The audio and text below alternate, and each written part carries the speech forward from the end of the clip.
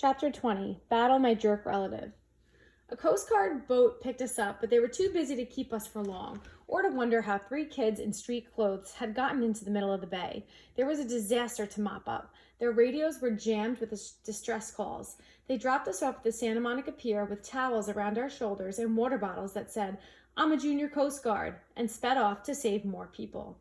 Our clothes were sopping wet, even mine. When the Coast Guard boat had appeared, I'd silently prayed that they wouldn't pick me out of the water and find me perfectly dry, which might have raised some eyebrows. So I'd willed myself to get soaked. Sure enough, my usual waterproof magic had abandoned me. I was also barefoot because I'd given my shoes to Grover. Better, the Coast Guard wonder why one of us was barefoot than wonder why one of us had hooves. After reaching dry land, we stumbled down the beach, watching the city burn against a beautiful sunrise. I felt as if I'd just come back from the dead, which I had. My backpack was heavy with Zeus's master bolt. My heart was even heavier from seeing my mother. "I don't believe it," Annabeth said. "We went all that way?" "It was a trick," I said, "a strategy worthy of Athena." "Hey," she warned, "you get it, don't you?" She dropped her eyes, her anger fading. "Yeah, I get it." "Well, I don't," Grover complained. "Would somebody—" "Percy," Annabeth said. "I'm sorry about your mother. I'm so sorry." I pretended not to hear her. If I talked about my mother, I was going to start crying like a little kid. Grover shook the prophecy was right, I said. "You shall go west and face the god who has turned." But it wasn't Hades. Hades didn't want war among the big 3. Someone else pulled off theft. Someone stole Zeus's master bolt and Hades' helm and framed me because I'm Poseidon's kid. Poseidon will get blamed by both sides. By sundown today, there will be a 3-way war, and I'll have caused it. Grover shook his head, mystified. But who would be that sneaky? Who would want war that bad? I stopped in my tracks, looking down at the beach. Gee, let me think. There he was, waiting for us, in the black leather duster and his sunglasses, an aluminum baseball bat propped on his shoulder. His motorcycle rumbled beside him, its headlight turning the sand red. "Hey, kid," Ares said, seeming genuinely pleased to see me. "You were supposed to die." "You tricked me," I said. "You stole the helm and the master bolt." Ares grinned. "Well, now, I didn't steal them personally. Gods taking each other's symbols of power, that's a big no-no. But you're not the only hero in the world who can run errands." "Who did you use? Clarice? She was there at the winter solstice." The idea seemed to amuse me. "Doesn't matter. The point is, kid, you're impeding the war effort. See, you've got to die in the underworld. Then old Seaweed will be mad at Hades for killing you. Corpse Breath will have Zeus's master bolt, so Zeus will be mad at him, and Hades is still looking for this." From his pocket, he took out a ski cap, the kind that bank robbers wear, and placed it between the handlebars of his bike. Immediately, the cap transformed into an elaborate bronze war helmet. "The Helm of Darkness," Grover gasped. "Exactly," Ares said. "Now, where was I? Oh, yeah. Hades will be mad at both Zeus and Poseidon because he doesn't know who took this. Pretty soon, we got a nice little 3-way slugfest going on." "But they're your family," Annabeth protested. Ares shrugged. "Best kind of war. Always the bloodiest. Nothing like watching your relatives fight, I always say." "You gave the backpack to me in Denver," I said. "The master bolt was in there the whole time?" "Yes and no," Ares said. "It's probably too complicated for your little mortal brain to follow, but the backpack is the master bolt's sheath, just morphed a bit. The bolt is connected to it, sort of like that sword you got, kid. It always returns to your pocket, right?" I wasn't sure how Ares knew about that, but I guess a god of war had to make it his business to know about weapons. "Anyway," Ares continued, "I tinkered with the magic a bit, so the bolt would only return to the sheath once you reach the underworld. You get close to Hades, bingo, you got mail. If you died along the way, no loss. I still had the weapon." "But why not just keep the master bolt for yourself?" I said. "Why send it to Hades?" Ares got a twitch in his jaw. For a moment, it was almost as if he were listening to another voice, deep inside his head. "Why didn't I? Yeah, with that kind of firepower?" He held the trance for 1 second. 2 seconds. I exchanged nervous looks with Annabeth. Ares' face cleared. "I didn't want the trouble. Better to have you caught red-handed holding the thing." "You're lying," I said. "Sending the bolt to the underworld wasn't your idea, was it?" "Of course it was." Smoke drifted up from his sunglasses, as if they were about to catch fire. "You didn't order the theft, I guessed. Someone else sent a hero to steal the 2 items. Then, when Zeus sent you to hunt him down, you caught the thief, but you didn't turn him over to Zeus. Something convinced you to let him go. You kept the items until another hero can come along and complete the delivery. That thing in the pit is ordering you around. I am the god of war. I take orders from no one. I don't have dreams. I hesitated. Who said anything about dreams? Ares looked agitated, but he tried to cover it with a smirk. Let's get back to the problem at hand, kid. You're alive. I can't have you taking that bolt to Olympus. You might get those hard-headed idiots to listen to you, so I've got to kill you. Nothing personal. He snapped his fingers. The sand exploded at his feet and charged out like a wild boar, even larger and uglier than the ones whose head hung over the door of Cabin 7 at Camp Half-Blood.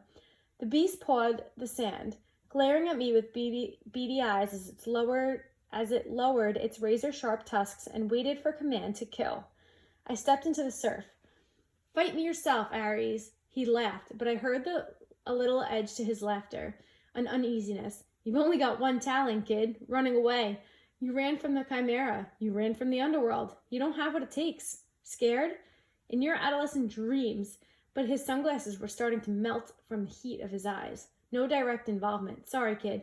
You're not at my level. Annabeth said, Percy, run! The giant boar charged. But I was done running from monsters, or Hades, or Ares, or anyone. As the boar rushed me, I uncapped my pen and sidestepped.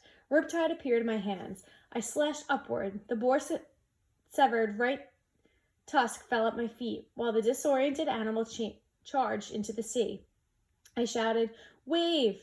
Immediately, a wave surged up from nowhere and engulfed the boar, wrapping around it like a blanket.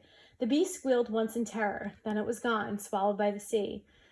I turned back to Ares. Are you going to fight me now, or are you going to hide behind another pet?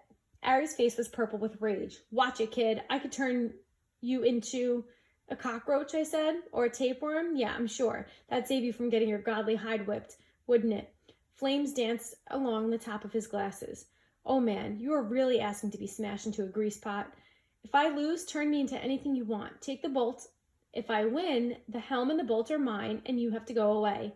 Ares sneered. He swung the baseball bat off his shoulder. How would you like to get smashed, classic or modern? I showed him my sword. That's cool, dead boy, he said. Classic it is. The baseball bat changed into a huge two-handed sword. Then the hilt was a large silver skull with a ruby in its mouth. Percy, Annabeth said, don't do this. He's a god. He's a coward, I told her. She swallowed. Wear this at least, for luck. She took off her necklace with her 5 years' worth of camp beads and the ring from her father and tied it around my neck. Reconciliation, she said. Athena and Poseidon together. My face felt a little warm, but I managed to smile. Thanks.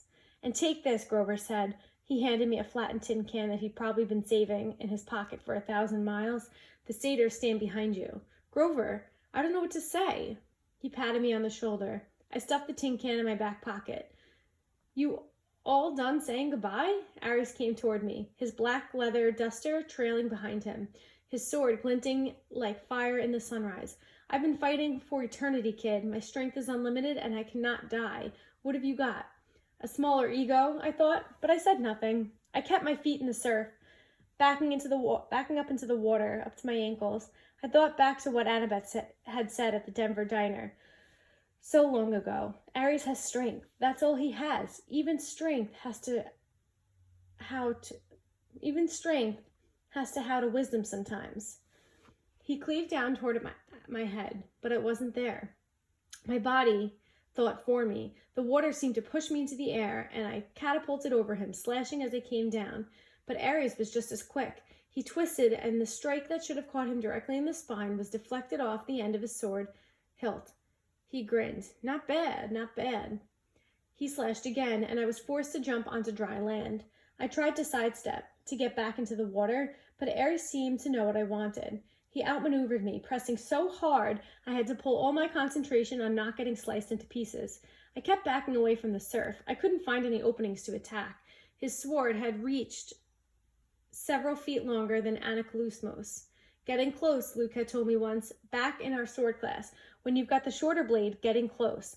I stepped inside with a thrust, but Ares was waiting for that. He knocked my blade out of my hands and kicked me in the chest. I went airborne, 20, maybe 30 feet.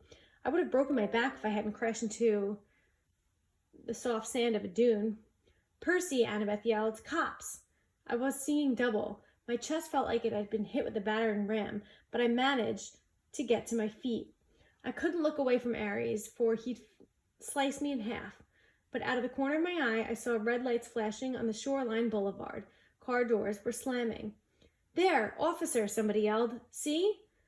A gruff cop voice. "Looks like that kid on TV. What the heck?" "The guy's armed," another cop said. "Call for backup." I rolled to one side as Ares' blade slashed the sand. I ran for my sword, scooped it up, and launched a swipe at Ares' face, only to find the blade deflected again. Ares seemed to know exactly what I was going to do the moment before I did it. I stepped back towards the surf, forcing him to follow. "Admit it, kid," Ares said. "You've got no hope. I'm just toying with you." My senses were working overtime. I now understood what Annabeth had said about ADHD keeping you alive in battle. I was wide awake, noticing every little detail. I could see where Ares was tensing. I could tell which way he would strike, and at the same time, I was aware of Annabeth and Grover, 30 feet to my left.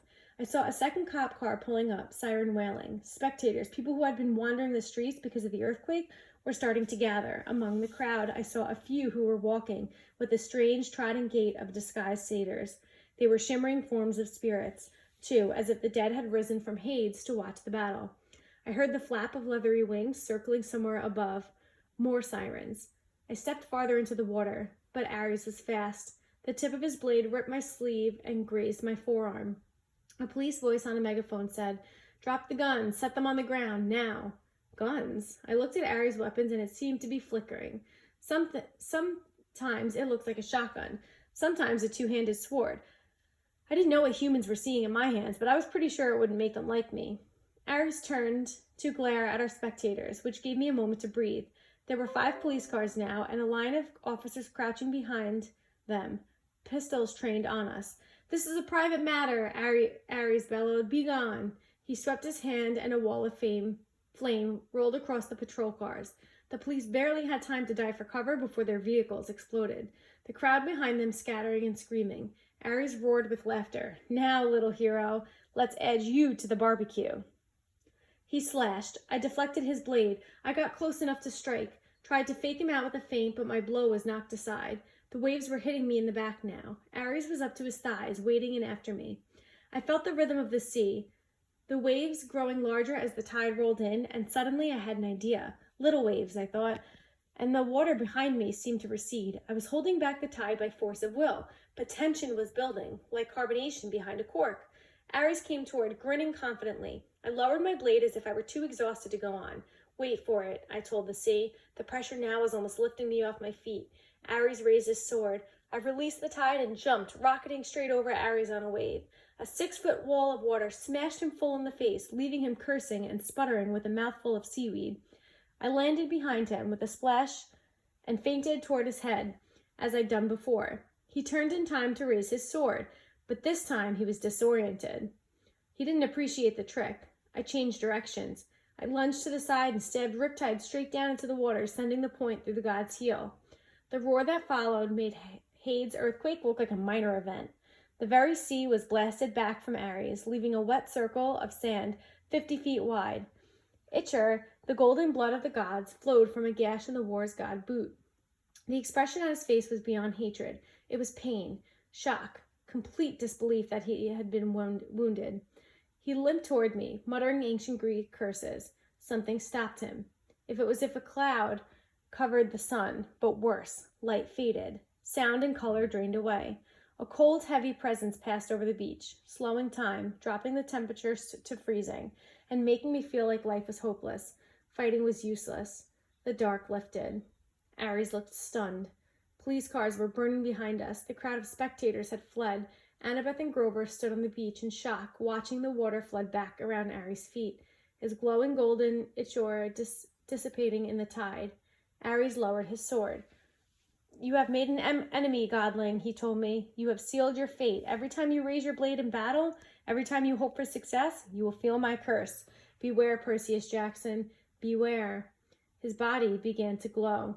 "Percy!" Annabeth shouted. "Don't watch!" I turned away as the god Ares revealed his true immortal form. I somehow knew that if I looked, I would disintegrate into ashes.